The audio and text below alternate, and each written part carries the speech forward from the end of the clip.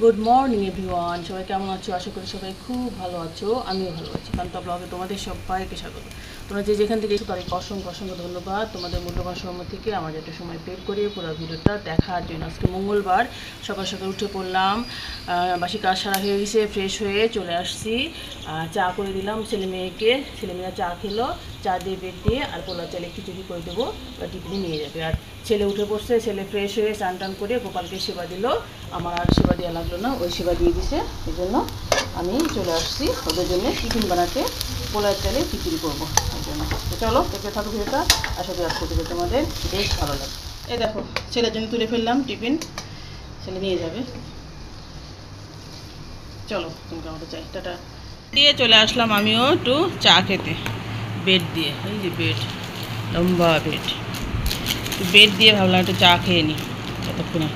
এই যে মেয়েও খাচ্ছে, মেয়ে উঠলো, মেয়ের তো একটু দেরি হয়, মেয়ে 9টাতে, 9টা সাড়ে 9টার দিকে। ওদের ওরা তো অত পাড়াপাড়ি নেই, ছেলেরই পাড়াপাড়ি একেবারে, মানে 7টার মধ্যে ওকে রেডি করে দিতে হবে, ও 8টার মধ্যে ক্লাস বসে যায়।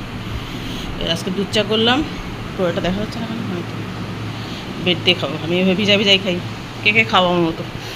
এই তো চলো যাই, একটু খাওয়া দাওয়া করে তারপরে আসছি।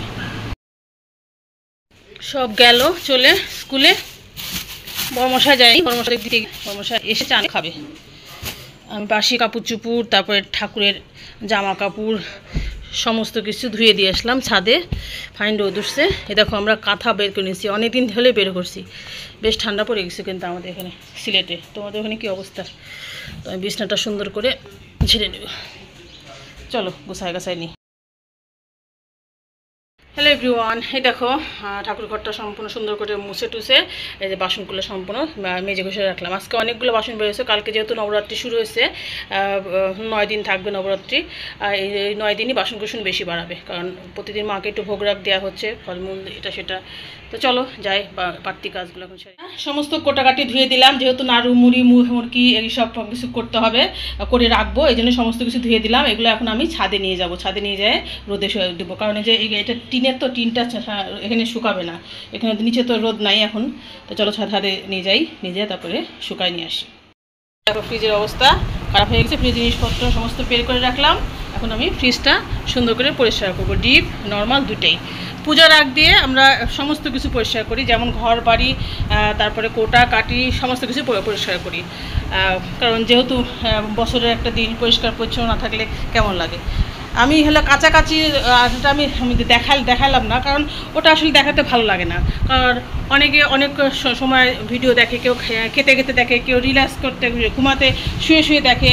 ওই কাছাকাছি মাঝামাঝি ওটা বেসিংয়ের কাছে বাথরুমের মধ্যে, ওগুলো আমার ভিডিও করতে ভালো লাগে না। যেহেতু আমি পছন্দ করি না এরকম ভিডিও দেখতে, বাথরুমের ভিডিও, বাসন মাজার ভিডিও, আমি সব ভিডিও দেখাইও না।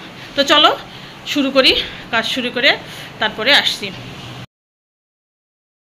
আইস বাড়ালো, মনে হচ্ছে আমি সুইজারল্যান্ড থাকি, আইসের একেবারে পাহাড় হয়ে গেছে।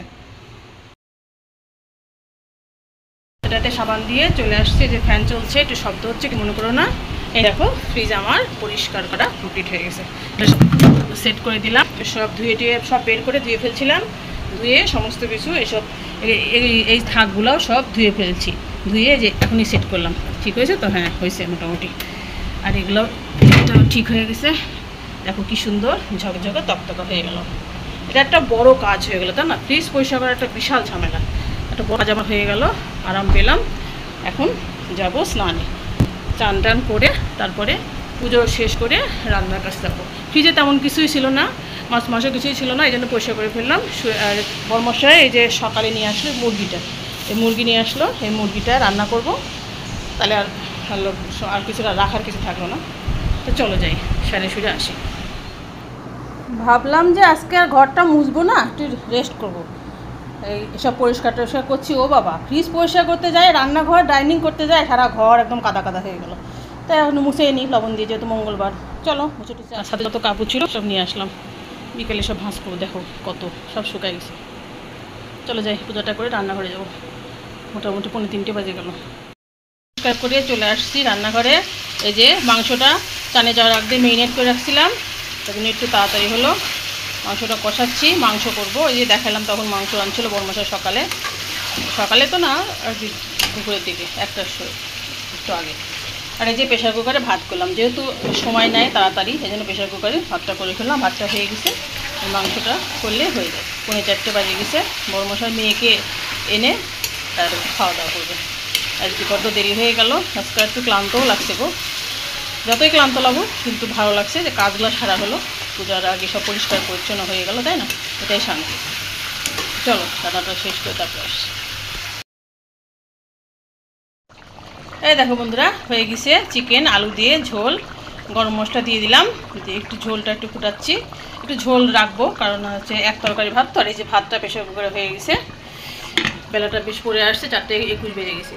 তো চলো বন্ধুরা, আজকের মতো ভিডিওটা শেষ করে দিচ্ছি। যে যেখান থেকে দেখলো তাদেরকে অসংখ্য ধন্যবাদ তোমাদের মূল্যবান সময় থেকে আমার জন্য একটু সময় বের করে পুরো ভিডিওটা দেখার জন্য। তো ফিরে আসছি কালকে নতুন একটা ভিডিও নিয়ে। ততক্ষণ পর্যন্ত সবাই খুব ভালো থেকো, সুস্থ থেকো। এখন কেমন tata, bye bye, good night and sweet dream. ওর মশাই গেছে মেয়েকে আনতে, মেয়েকে আনলে আমরা একসাথে খাওয়া দাওয়া করবো। তো চলো আজকের মতো টাটা, বিকাল হয়ে গেছে একদম।